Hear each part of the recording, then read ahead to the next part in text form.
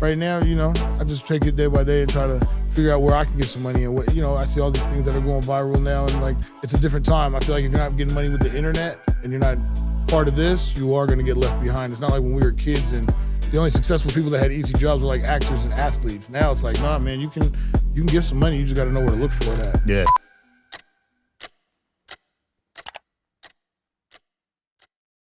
All right, guys, one of the craziest stories you're probably going to hear on the show, and that's saying a lot, 1,500 episodes, but we got Cash here today. Thanks for coming on, man. How you doing? Yeah, it's good to be free finally. You've been fighting federal cases and investigations for, what, 17 years now? Yeah.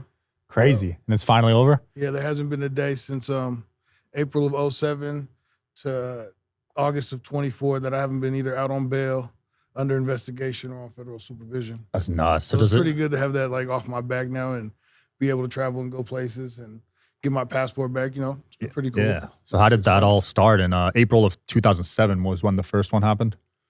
Just being on the radar, like, it's crazy because I feel like I was one of the original people who ever like got in trouble for being like posting on social media before it was like really thing. Because that definitely got the attention of like some local cops, and then I had like a big state case where there was some funny business with the police in there, man, and that ended up getting taken care of. And then I fought a federal case, probably one of the largest marijuana cases that they seen in the Fed system. Damn. So. How many pounds was that?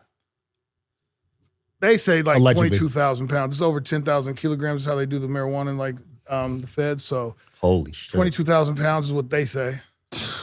That's insane. Yeah. So you fought that one for a while then? Yeah, I did, like prior to COVID, and then going through all of it. It was a messy situation. I don't wish nobody to go through that. They always get what they want at the end of it. So I end up everybody on my case is like 16 co-defendants. Jeez. My best friend was the main target of it. He had a couple of incidences where he got on their radar, and because him and I were just so similar, like there really wasn't a lot of evidence on me, but because we do everything so similar, same cars, same lifestyle, same jewelry, everything was always the same. And they looped you in. They looped me in. They actually told him, man, we take half the time off of you if you tell on him. And he said, damn. No. He said no, and he should be home by about next year, 13 more months. I think he'll be home. That's a real one. Yeah, he's as solid as they come, man. Free that guy. Free Kev. Like, he's as good as they come, man. How many of the 16 started turning on each other and snitching? All the top people where we were at, nobody told on each other. Nice. Like, I feel like that's rare, right? Super rare. Super rare. Like, when you see these cases, like, everybody either has to move as one unit or, like, then they start telling on each other, and people start taking deals fast and, agreeing, confirming what they already speculate. Yeah. But the feds don't come until they already got you. Like, the feds is pretty much open to shut case. Yeah, 98%, right? 98% conviction rate. Yeah, so you're ended up gonna take a deal. And like everybody on our case, we collectively was like, man, we just take the deal. Because they just want the money, right? Yeah, that's what I ended up having to do. I had to forfeit a lot of money. Like, they really did. Thank God I didn't have to do no jail time. My buddy kind of like jumped on the grenade for us on that one. Yeah. And, I had to forfeit a lot of money, like 4 years probation, federal supervision. So, damn. It sucks. They get what they want. He tried to offer him some money. They wouldn't take no more money. They were like, no, we got enough money. We want some time out of you, because our investigation was messed up because it was so much money. They thought it was like cocaine and shit like that. Yeah. Right? And, when they put that money into that investigation, it's like millions of dollars that they probably put into that over the course of a couple of years. With lawyers and agents, yeah. Somebody's got to, like, sit down. You know what I mean? They got to have, even when they realized it was just marijuana, because we were going up to Garberville and, like, way before it was a popular thing. Distros in L.A. before it was popular. And then now, everybody's in the business. Nothing's depreciated as much as weed has. I heard that, yeah. The black market's dead now, right? Black market, green market. Like, even if you see out here in these dispensaries right now, they're losing money. $50 ounces. You can't make any money on that. You have a 38% tax on it. You got to pay for your real estate nutrients. You got to pay for your retail space. You got to pay for your person to sell it working for you. There's really no money left in it there. I don't see the profit margin. And I know people that wanted $30 million for dispensaries and grow operations out here that they'll take like 6 now. Jeez. Yeah, even Planet 13, I heard, is losing money. All of them. And they're like the biggest ones. Nothing's depreciated as much as weed. In like 2008, I used to pay like $5,500 a pound. Crazy. Same pound of weed today is probably like $1,300. Is that because they legalized it and made them way more cheaper? No, I think it's because back then, not so many people were growing. Like, you had grow houses, right? Now, because there's all these operations that are huge, people have warehouses, it's grown on a bigger scale.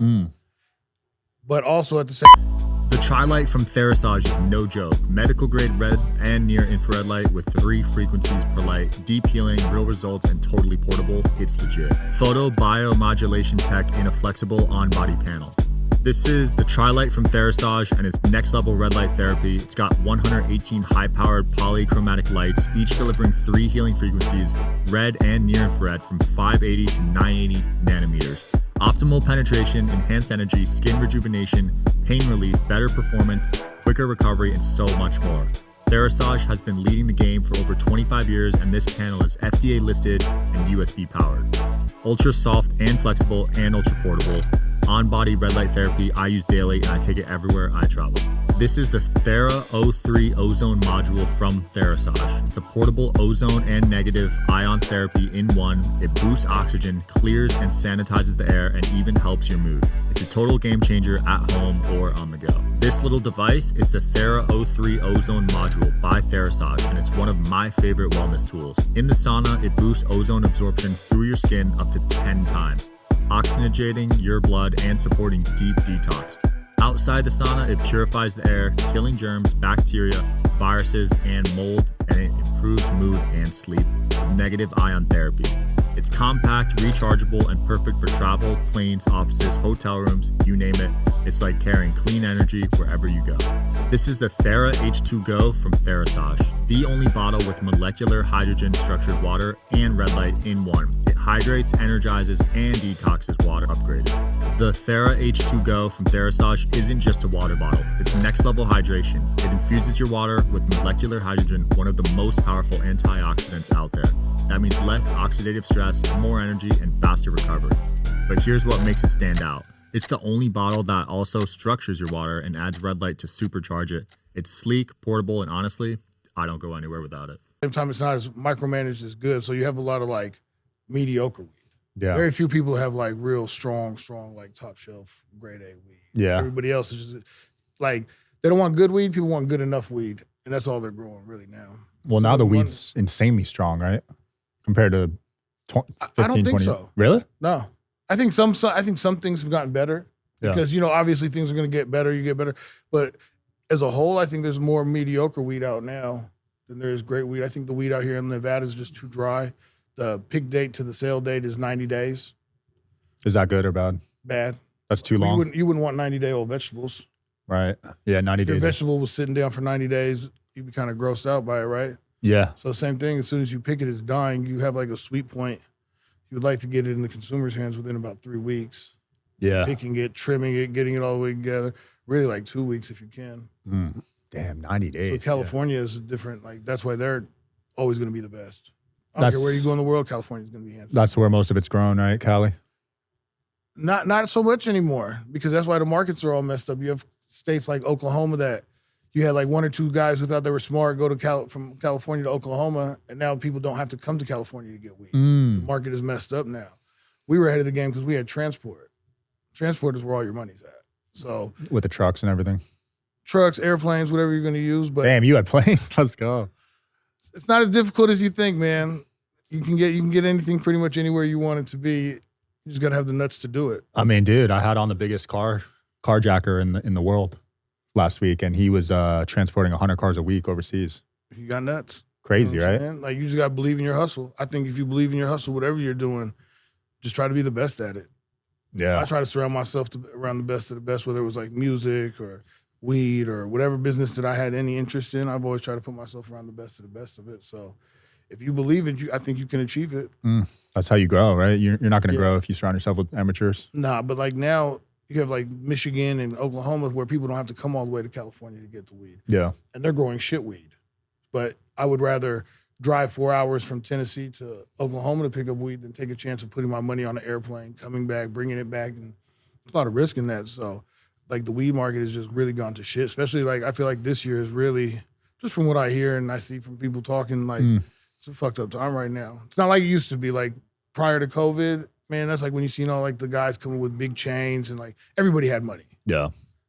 And now it's scary because everybody used to have money, right? So these guys will get accustomed to this lifestyle and like, now everybody's robbing each other. Like there's no face card in the game anymore. It's different. Free Fetty Wap, right? Free all of them, man. You got for weed, I think it was. It's crazy that people are getting long sentences for weed when it's legal. My best friend got 9 years. Yeah, but it's legal in like, what, 20 states now? 39 states, Holy crap, 39 now? 39 states have some type of form of legalization in it right now. And people are getting 10 to 20 years for it. My boy got 9, got 108 months in the feds, and I felt like that was crazy to get sentenced like that. But with the programs and everything, like, you know, Trump put like that First Step Act, they're shaving some of that time down, but still nobody should be in jail for weed. Like, I don't feel like I was doing anything wrong. You didn't kill anyone? No, and I feel like Amazon will be doing this in 10 years. Like, we were a little bit ahead of each other, of the competition, a little bit ahead of everybody else. You might get me for like operating without a business license. I would take that charge. Like, but to be known as like a drug trafficker now for the rest of my life off of that is kind of crazy. Yeah, that's nuts. What do you think the next move is? You think it's mushrooms? Because weed is dead. So no, because I don't believe people can consume mushrooms at the rate you can consume weed. Like, you could you could smoke an ounce of weed. If you consumed an ounce of mushrooms, you're probably pretty fucked up. And like, you couldn't do it like back to back. People microdose. People with smoke weed, they overdose. Like, facts. You know what I'm saying? It's hard to consume, and then the price point is just really low. Like, mushrooms is $500 a pound. That's it?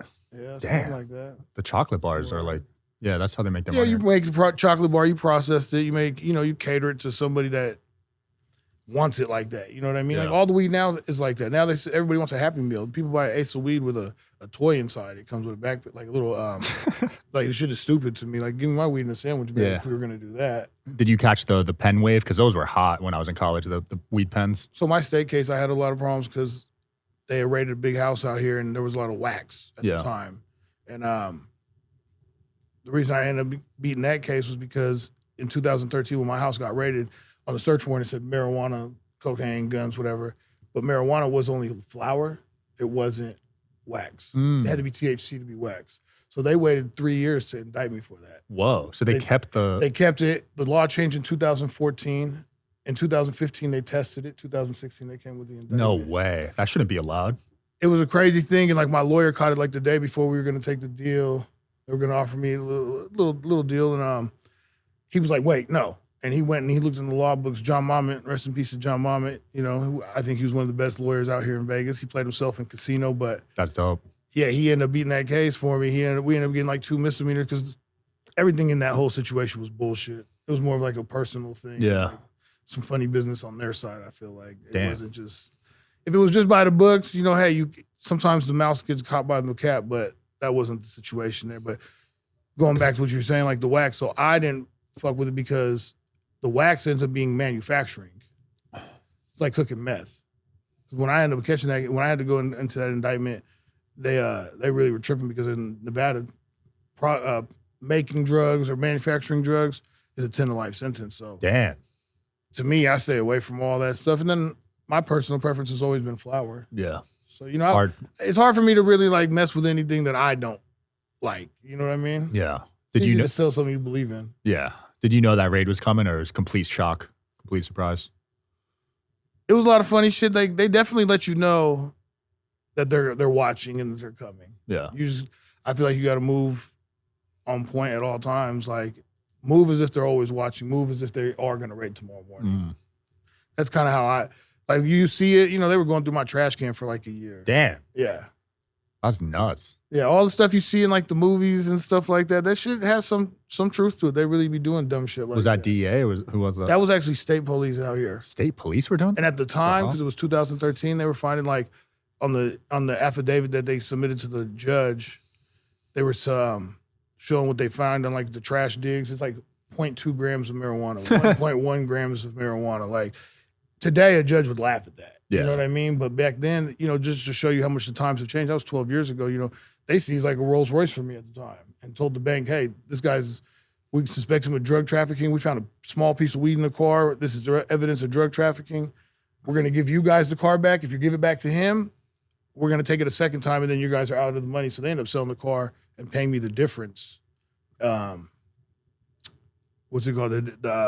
The equity that was in the car when they sold it at auction. Damn. Because they were like, you can have any other car you want, just not this car. That's how the bank was with me. That's nuts. But it just goes to show you how much we've come just from dealing with weed. Like 0.2 grams of weed back in the day was enough to get search warrants and crazy shit and seize cars. And today, like, you find that on the floor. Yeah, for real. So when you see these guys going on podcasts, these drug dealers, and you pretty much know it's cap, right? I hope you guys are enjoying the show. Please don't forget to like and subscribe. It helps the show a lot with the algorithm. Thank you. Yeah, I don't believe him.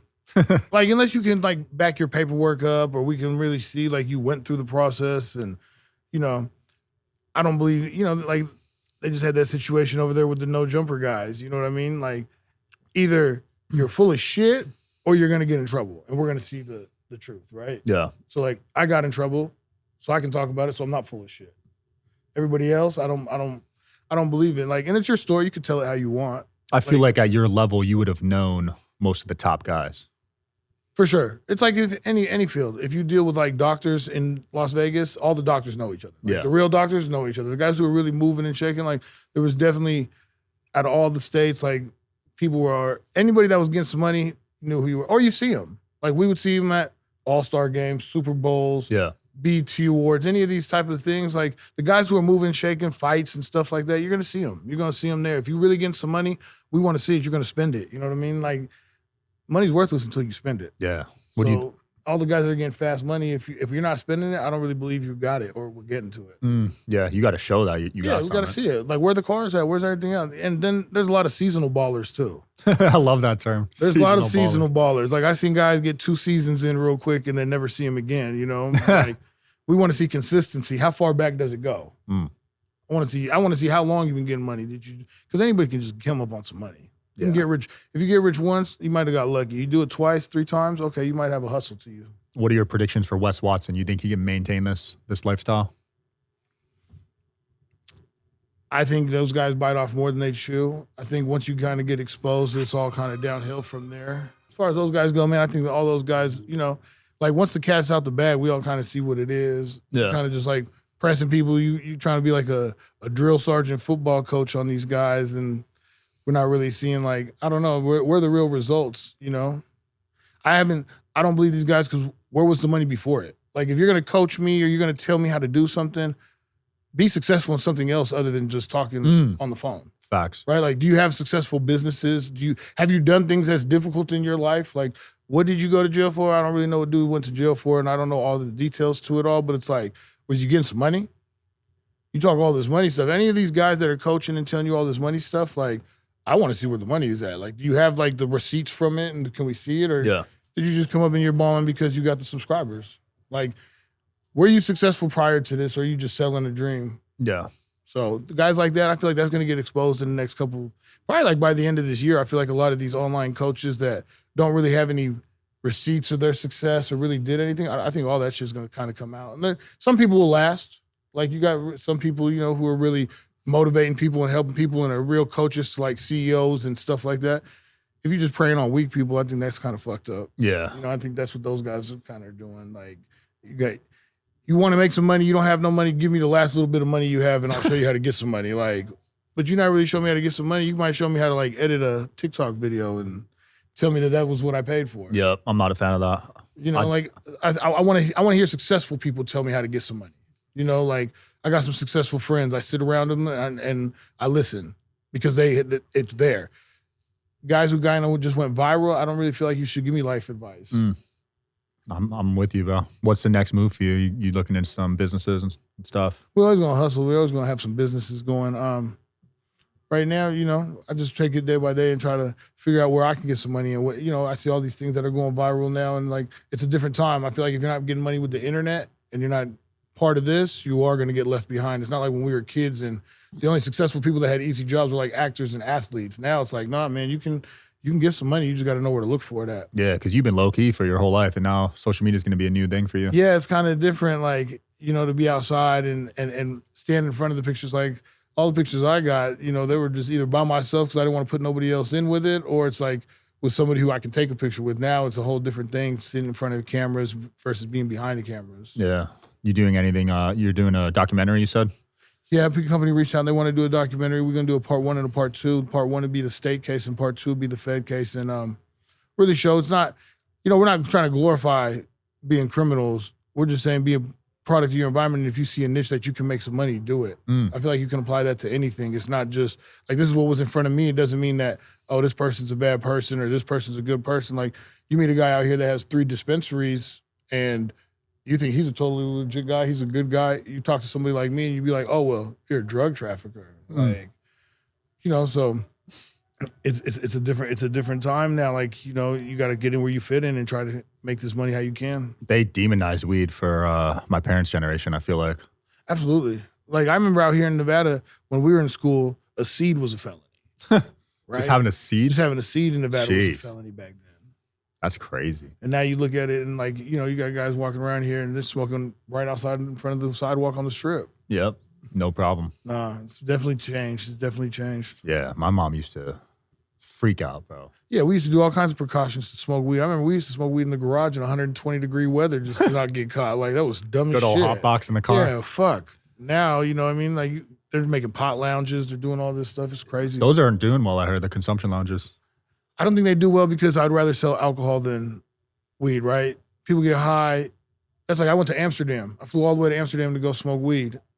Once we got there, we started smoking. I'm like, okay, now what? Like 10 minutes into it, it was like, fuck, thank God. Like, Amsterdam's like the most museums in the world per capita is in Amsterdam. But like, we literally got all the way over there, smoked, and like looked around and was kind of like, now what? You know what I'm saying? You went straight to the red light district. Nah. we definitely glanced by it though. We definitely was peeking over there. And I don't think nobody wanted to get caught spending their money and getting that reputation. But no, it was definitely some cool shit. But consumption lounges, I don't feel like they do well. Like, what are you gonna sell? Chicken fingers? Yeah. Pieheads don't really drink alcohol. Like, if you have a restaurant out here and you have a bar, your bar does 65% of your revenue. Consumption lounge, like, what are you gonna charge me, like a sacking fee, like instead of a corking fee? I don't really see how that works out too well. And what makes me really want to get off my couch and go smoke weed on your couch? Yeah. You know, like a hookah lounge. Okay, hookah's a lot of work. You got to have somebody come, but and you can have alcohol. I would have a hookah lounge over a weed consumption lounge. People smoke weed wherever. Weed is like an accessory thing. It's not the thing you want to do. It just makes everything a little bit better. You want to go to the club, you want to go watch a movie, smoke weed, it makes everything just a little bit better. You have sex, smoke weed, it makes it a little bit better. It's not the main thing you want to do. It's kind of an accessory to everything you want to do. What's the highest you've ever been? Who were you with and what happened?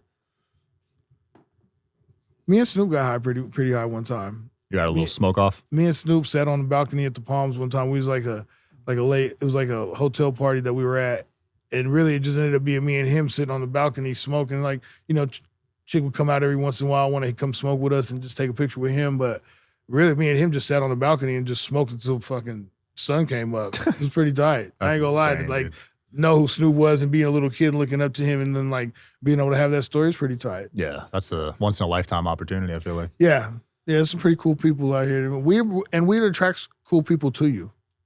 Weed has opened up a lot of doors for me. You know what I mean? You get around the right people, like, even just having it in your pocket and it smells good. I remember we used to walk around at the AVN convention out here and have weed in our pocket, and every chick would walk by and be like, oh, you got that? That's so smart. That'd be just our little way to, like, get in with the girls and be chopping it up with the girls. Yeah, so that's so smart. I didn't even think of that. Anything you go, man, just leave it open. Just put it in your pocket, but leave it open. Yeah, bro. This is a perfect spot for it. Same thing. Right here with all these influencers. Know what I mean? Everybody here would want to come and see, hey, man, you got that? You know, and if it's good weed and it's loud, you're going to attract everybody around you. Oh, yeah. And your shit's loud. That was good. Allegedly. Well, dude, it's been cool. Where can people find you on social media and keep up with you? Nader_Nevada. It's Nader_Nevada. I'm just around, man. If you see me outside, come say hi. It's all good. Shake a hand, make a friend. Oh, yeah. Check him out, guys. Stay tuned. He's going to be blowing up over the next few months. See you next time.